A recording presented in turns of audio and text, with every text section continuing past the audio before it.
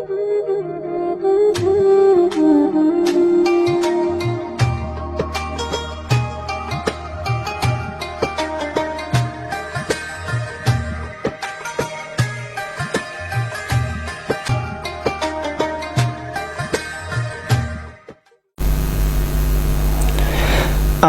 بالله من الشيطان الرجيم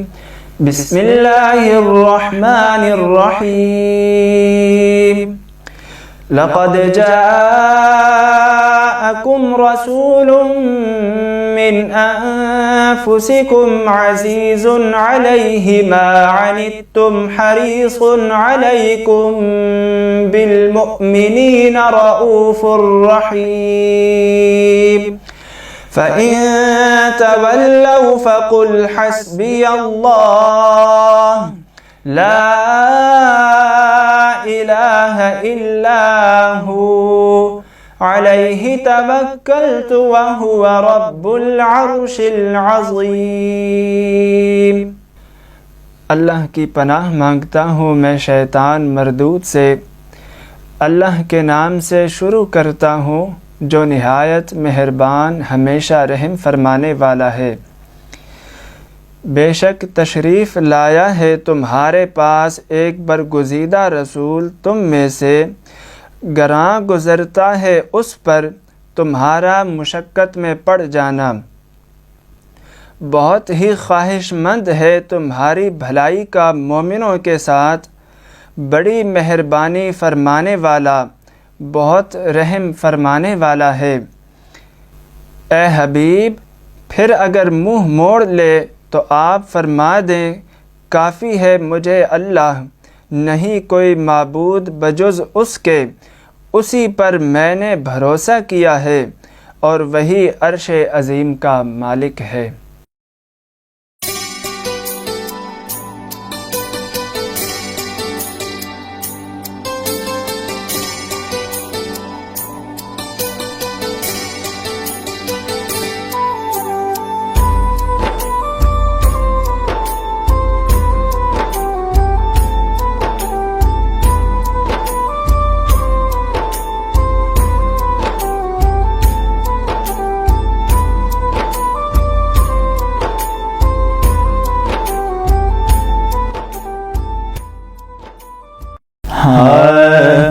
اپنی رحمت کے سمندر میں اتر جانے دے، اپنی رحمت کے سمندر میں اتر جانے دے، بیٹھی کانا ہوں ازل سے، بیٹھی کانا ہوں ازل سے، مجھ کر جانے دے، اپنی رحمت کے سمندر میں اتر جانے دے، اپنی رحمت کے سمندر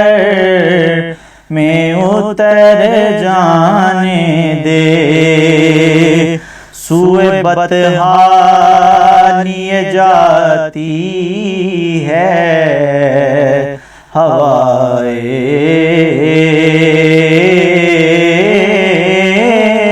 بطحا،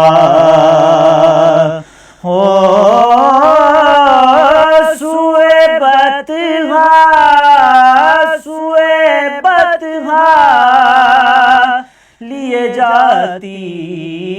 ہے ہوائے بطحا، سوئے بطحا لیے جاتی ہے ہوائے بطحا، بوئے دنیا بوئے دنیا مجھے گمراہ نہ کر جانے دے، بوئے دنیا مجھے گمراہ نہ کر جانے دے، موت پر میری شہیدوں کو بھی رشک آئے گا۔ ہو موت پر میری، موت پر میری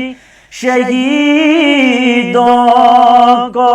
بھی رشک آئے گا، موت پر میری شہیدوں کو بھی رشک آئے گا۔ اپنے قدموں، پیارے قدموں سے لپٹ کر مجھے مر جانے دے، خواہش ذات بہت ساتھ دیا ہے تیرا، ہو خواہش ذات بہت ساتھ دیا ہے تیرا، خواہش ذات بہت ساتھ دیا ہے تیرا۔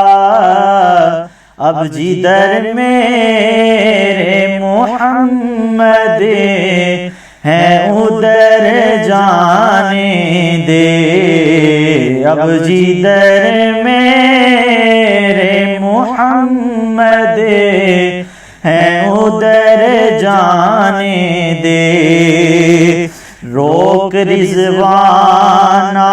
مظفر کو در جنت پر، ہو روک رضوان، روک رضوان نام مظفر کو در جنت پر، روک رضوان نام مظفر کو در جنت پر۔ یہ محمد کا ہے منظور نظر جانے دے، یہ محمد کا ہے منظور نظر جانے دے، اپنی رحمت کے سمندر میں اتر جانے دے،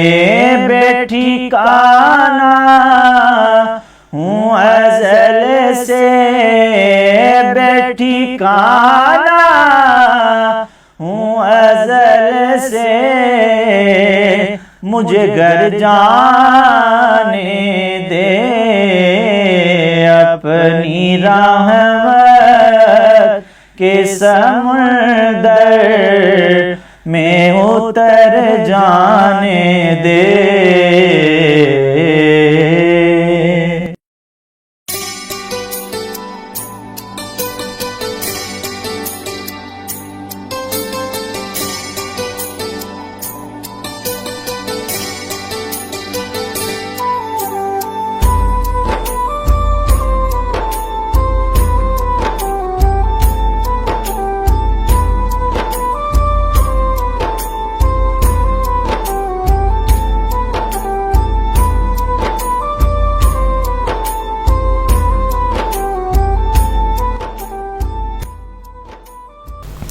بسم اللہ الرحمن الرحیم، الحمدللہ رب العالمین، والصلاة والسلام علی سید الانبیاء والمرسلین، وعلی آلہ واصحابہ وعترتہ اجمعین۔ اللہم صلی علی سیدنا و مولانا محمد الفاتح لما اغلق والخاتم لما سبق ناصر الحق بالحق والہادی الی صراطک المستقیم وعلی آلہ حق قدرہ و مقدارہ العظیم۔ معزز سامعین و ناظرین، مشارق الانوار پروگرام کے ساتھ حاضر خدمت ہیں، اور رمضان المبارک کا آج 7واں روزہ ہے، اور ہم حضور نبی رحمت صلی اللہ علیہ وآلہ وسلم کی احادیث پاک جو مشارق الانوار میں حضرت امام حسن الصاغانی رحمۃ اللہ تعالیٰ علیہ نے ان کو جمع کیا ہے، اور صحیحین کی کتابوں سے لے کر ایک نحوی اور لفظی ترتیب کے ساتھ ان کو جوڑا ہے، تو ان میں سے ہم لفظ من کے ساتھ شروع ہونے والی احادیث جو پہلے باب میں مذکور ہوئی ہیں ان کو ذکر کر رہے ہیں۔ تو آج سب سے پہلے جو حدیث پاک ہمارے پیش نظر ہے وہ حضرت سیدنا ابو درداء رضی اللہ تعالی عنہ، اس کے راوی ہیں، جلیل القدر صحابی رسول ہیں۔ وہ فرماتے ہیں کہ سرکار مدینہ صلی اللہ علیہ وآلہ وسلم نے ارشاد فرمایا، من حفظ 10 آیات من اول سورۃ الکہف عصم من فتنۃ الدجال۔ اس میں ایک بہت بڑی بشارت دی گئی کہ قرآن حکیم کے اندر جو سورہ کہف ہے، حضور صلی اللہ علیہ وسلم نے فرمایا میرا جو غلام اور میرا جو امتی اس کی پہلی 10 آیتوں کو یاد کرے گا اور انہیں پڑھتا رہے گا تو وہ دجال کے فتنے سے محفوظ کر دیا جائے گا، اور اگر اس کی زندگی کے اندر یہ فتنہ سامنے آ گیا اور اس میں بہت سارے لوگوں کے لیے ایک بہت بڑی آزمائش ہوگی، تو جو سورہ کہف کی پہلی 10 آیتیں یاد رکھے گا اور ان کو اپنے وظیفے میں رکھے گا، تو یہ حضور صلی اللہ علیہ وسلم نے خوشخبری عطا فرمائی کہ وہ فتنہ دجال سے محفوظ رہے گا، اور اللہ تعالیٰ اس کا ایمان سلامت رکھیں گے اور اس بڑی آزمائش سے اسے محفوظ رکھا جائے گا۔ تو ہمیں ضرور قرآن حکیم کی تلاوت کرنی چاہیے، اور سورۃ الکہف کو بالخصوص حضور صلی اللہ علیہ وسلم نے یہ ارشاد فرمایا کہ جو شخص جمعہ والے دن سورہ کہف کی تلاوت کرتا ہے تو آنے والے جمعے تک پورا ہفتہ اس کے لیے نور بنا دیا جاتا ہے، اور اس کی زندگی میں وہ نور شامل رہتا ہے۔ اور پھر اس کی پہلی 10 آیتوں کی خاص طور پہ یہ فضیلت بھی بیان کی گئی ہے۔ اللہ تعالی ہمیں اس کی توفیق عطا فرمائے۔ دوسری حدیث پاک حضرت سیدنا ابو ہریرہ رضی اللہ تعالیٰ عنہ نے اس کو روایت کیا کہ سرکار دو عالم صلی اللہ علیہ وسلم نے ارشاد فرمایا، من حلف علی یمین، جس نے کوئی قسم اٹھائی، فرآ غیرہا خیرا منہا، اور پھر اس نے یہ دیکھا کہ جو پہلے میں نے قسم اٹھائی تھی وہ جس کام کے کرنے کی قسم اٹھائی تھی تو وہ کام کوئی اتنا اچھا نہیں ہے، بہتر اور فائدے والا نہیں ہے، بلکہ اس کے علاوہ کوئی اور کام جو اس کے مخالف ہے لیکن وہ زیادہ فائدے والا ہے، تو اب وہ صرف اس لیے اس کام سے نہ چمٹا رہے کہ میں نے قسم اٹھا لی ہے، بلکہ فَلْيُكَفِّرْ عَنْ يَمِينِهِ، وہ اپنی اس قسم کا کفارہ ادا کرے، ثُمَّ لَيَفْعَلْ الَّذِي هُوَ خَيْرٌ، اور پھر وہ کام کرے جسے وہ بہتر سمجھتا ہے۔ تو یہ حضور صلی اللہ علیہ وسلم نے قسم اٹھانے میں اور اس کے کفارہ ادا کرنے کے حوالے سے رہنمائی فرمائی۔ بعض لوگ کوئی ایسی قسم اٹھا لیتے ہیں کہ جس میں کوئی بہتری نہیں ہوتی، بلکہ وہ وقتی جذبے کے تحت آ کے کوئی قسم تو اٹھا لیتے ہیں لیکن پھر وہ اسی کے ساتھ چمٹے رہتے ہیں، جی اب میں نے قسم اٹھا لی ہے۔ تو حضور صلی اللہ علیہ وسلم نے فرمایا کہ اگر وہ دیکھتا ہے کہ یہ کام مناسب نہیں ہے تو وہ اپنی اس قسم کا کفارہ ادا کر کے جو کام بہتر اور مناسب ہے اس کو کرے۔ یہاں پر شارحین نے بہت سی مثالیں دی ہیں، مثلا کسی نے یہ مثال دی کہ اگر کسی شخص نے غصے میں آ کے یہ قسم اٹھا لی ان لا یتکلم والدہ، کہ وہ اپنے والد سے بات نہیں کرے گا، تو یہ تو معصیت والی قسم ہے، گناہ والی قسم ہے، کیونکہ اپنے والدین کے ساتھ تو ایک ادب کا تعلق ہونا چاہیے، احترام کا تعلق ہونا چاہیے، سر تسلیم خم کرنا چاہیے۔ تو اب کسی نے ایسی قسم اٹھائی ہے تو معصیت اور گناہ کے کام کی تو قسم اٹھانا جائز ہی نہیں ہے، تو لہٰذا اگر کسی نے ایسا کر بھی لیا تو وہ قسم کا کفارہ ادا کرے اور جو بہتر عمل ہے اور شریعت مطہرہ کے مطابق ہے وہ سر انجام دے۔ تیسری حدیث پاک، اس کے راوی بھی حضرت سیدنا ابو ہریرہ رضی اللہ تعالی عنہ ہیں۔ آپ ارشاد فرماتے ہیں، من خرج، یہ حضور صلی اللہ علیہ وسلم کا فرمان ہے کہ من خرج من الطاعۃ وفارق الجماعۃ فمات میتۃ جاہلیہ، کہ جس شخص نے اپنے حکمران کی یا اپنے امام کی طاعت کو چھوڑ دیا اور جماعت سے الگ ہو گیا تو وہ اگر مر گیا تو اس حالت میں وہ جاہلیت کی موت مرے گا کہ اس نے جماعت سے علیحدگی اختیار کی ہے۔ اللہ کے پاک نبی صلی اللہ علیہ وسلم نے فرمایا ید اللہ علی الجماعہ، کہ اللہ کا ہاتھ جماعت کے اوپر ہوتا ہے۔ تو جو سواد اعظم ہیں، جو مسلمانوں کی اکثریت ہے، اس سے اپنے آپ کو جدا نہیں کرنا چاہیے، اعتزال کا معاملہ نہیں اپنانا چاہیے، علیحدگی پسندانہ رویہ نہیں ہونا چاہیے، بلکہ امت کے ساتھ چلتے رہنے کی کوشش کرنی چاہیے، اور امت کی جو جمہور اکثریت ہے اس کے ساتھ انسان کو اپنی زندگی گزارنی چاہیے۔ تو اسی وجہ سے یہاں امام اور حکمران کی اطاعت کی بات کی گئی کہ اگر وہ حکمران کوئی ایسا کام نہیں کرتا کہ جو قرآن و سنت کے ظاہری طور پہ جو ہے وہ منافی ہو، اگر کوئی ایسا کام کرتا ہے تو ضرور انسان اپنی آواز بلند کرے، احتجاج ریکارڈ کروائے، لیکن امام یا حکمران جو ہے اس کی اطاعت سے اپنے آپ کو بالکل باہر نہ نکال دے، بلکہ اسی کے جھنڈے کے تلے جو ہے وہ رہنا چاہیے۔ ومن قاتل تحت رایۃ امیۃ، اور جس نے کسی اندھے جھنڈے کے نیچے جنگ کرنا شروع کر دی، یعنی مقصد ہی واضح نہیں ہے، اور کسی جماعت نے فتنہ کھڑا کیا تو اسی کے ساتھ اسلحہ لے کے نکل کھڑا ہوا، جیسے ہمارے ہاں بھی جو ہے وہ کچھ جہادی نام نہاد اسلحہ اٹھا کے کچھ جماعتیں سامنے آتی رہیں، اور انہوں نے ملک کے اندر انارکی پیدا کرنے کے لیے اور فتنہ پیدا کرنے کے لیے جہاد کا نام لے لیا۔ تو ایسے کسی ملیٹنٹ گروپ اور کسی اسلحہ اٹھانے والے طبقے کے ساتھ انسان کو نہیں نکل پڑنا چاہیے جب تک کہ اس ملک کا جو افتاح ہے یا اس ملک کا کوئی بڑا رئیس اور مفتی اعظم وہ یہ نہ کہہ دے کہ اب یہ جہاد لازم ہو چکا ہے، اور جب کہ ہماری اپنی افواج پاکستان اس جہاد کے لیے موجود ہیں، تو پھر ان افواج پاکستان اور اپنی حکومت سے الگ ہوتے ہوئے الگ سے اسلحہ اٹھا لینا اور کوئی گروپ بنا لینے، یہ سارا جو ہے اس سے اسلام نے منع کیا ہے، کیونکہ اس سے فتنے پیدا ہوتے ہیں، اور اس حدیث پاک میں اسی طرف رہنمائی کی گئی ہے۔ مجھے یاد ہے حضرت مولانا شاہ احمد نورانی رحمۃ اللہ تعالیٰ علیہ بڑے ہماری اس مسلک کے عظیم عالم دین تھے، سچے عاشق رسول بھی تھے، اور انہوں نے سیاست کے اندر بھی بڑی اچھی رہنمائی کی۔ ایک دفعہ ان کا انٹرویو ہو رہا تھا اور کسی نے ان سے پوچھا کہ جناب مختلف جماعتوں نے اپنے جہادی ونگ بنا لیے ہیں، تو آپ نے اہل سنت والجماعت کا کوئی جہادی ونگ کیوں نہیں بنایا؟ تو آپ نے کہا کہ ہمارا جہادی ونگ موجود ہے، اور وہ پاکستان آرمی ہے، وہ پاکستان ایئر فورس ہے، وہ پاکستان کی بحری افواج ہیں۔ تو جب پاکستان کے اندر پاکستان کی سرحدوں کا دفاع کرنے کے لیے ایک مسلمان فوج موجود ہے، تو ہمیں الگ سے اسلحہ اٹھانے کی کیا ضرورت ہے؟ جس کو جہاد کا شوق ہے وہ جو ہے وہ ان افواج پاکستان کا ایک مستعد حصہ بنے، اور وہاں جا کے اپنا یہ شوق پورا کرے اور اس فریضہ جہاد کی تکمیل میں اپنی خدمات جو ہے ان کو سر انجام دے۔ اسی طرح آج کے درس قرآن کی ایک اور حدیث پاک جسے حضرت سیدنا ابن مسعود الانصاری رضی اللہ تعالی عنہ نے روایت کیا کہ حضور صلی اللہ علیہ وآلہ وسلم نے ارشاد فرمایا من دل علی خیر فلہ مثل اجر فاعلہ،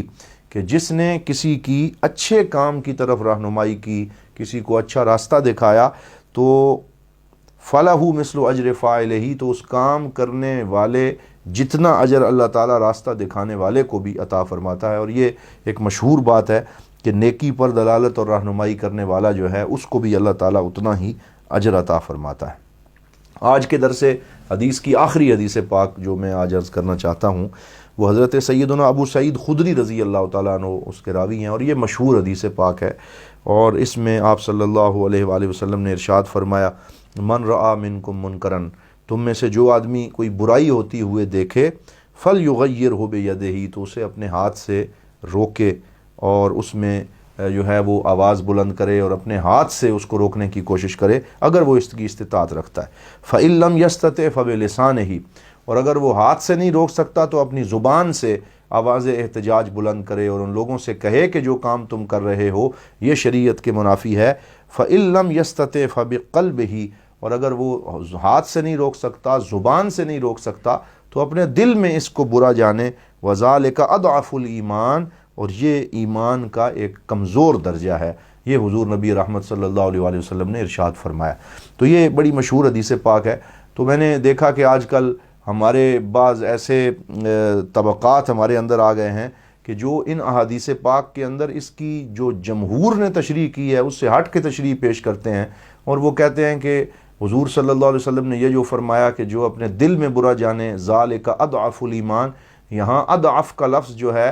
یہ کمزوری سے نہیں ہے بلکہ یہ ضعاف سے ہے، یعنی یہ ایمان کا مضبوط حصہ ہے، اور یہ ایمان کی ایک مضبوطی کی دلیل ہے کہ وہ دل میں برا جان رہا ہے، تو گویا پورے مفہوم کو الٹ کے رکھ دیا کہ جس نے ہاتھ سے برا روکا یا جس نے زبان سے روکا، اس سے بھی بڑھ کے اس کا ایمان ہے جس نے اپنے دل میں اس کو برا جانا۔ تو یہ جو تقلیب المفاہیم ہے اور مفہوم کو اپنی منمانی تشریح سے الٹ دینا ہے، اس کی بھی شریعت میں کوئی اجازت نہیں ہے، اور یہ بالکل درست تعبیر نہیں ہے، کیونکہ تمام شارحین حدیث نے اس حدیث پاک کی جو شرح کی ہے وہ یہی ہے کہ حضور نبی رحمت صلی اللہ علیہ وسلم نے کیٹاگوریکلی ایمان کے 3 درجے بیان فرمائے۔ پہلا درجہ ہاتھ سے روکنے کا ہے، اور جیسے وہ آج سے 1500 سال پہلے افضل تھا، آج بھی افضل ہے اور قیامت تک افضل رہے گا۔ حضرت امام حسین رضی اللہ تعالیٰ عنہ، حضرت امام احمد بن حنبل رضی اللہ تعالیٰ عنہ، اور جتنے بھی اہل حق نے حق کے لیے ماریں کھائی ہیں، قربانیاں دی ہیں، اسلحہ اٹھایا ہے اور آگے بڑھ کے آواز بلند کی ہے، تو ان سے اس بندے کا ایمان کیسے زیادہ مضبوط ہو سکتا ہے جو اپنے گھر میں بیٹھا رہے اور کہہ دیں جی میں دل میں برا جان رہا ہوں، اور کوئی تصوف کے نام پہ ایسی تعبیر سامنے لے آئے اور وہ کہہ دیں جی یہ ایمان کا جو ہے وہ طاقتور رتبہ یہ ہے کہ وہ دل میں برا جان رہا ہے۔ تو اس کی دلیل میں یہ پیش کروں گا کہ ایک اور روایت میں حضور نبی رحمت صلی اللہ علیہ وسلم نے ارشاد فرمایا وَلَيْسَ وَرَاءَ ذَلِكَ مِنَ الْإِيمَانِ حَبَّةَ خَرْدَلٍ،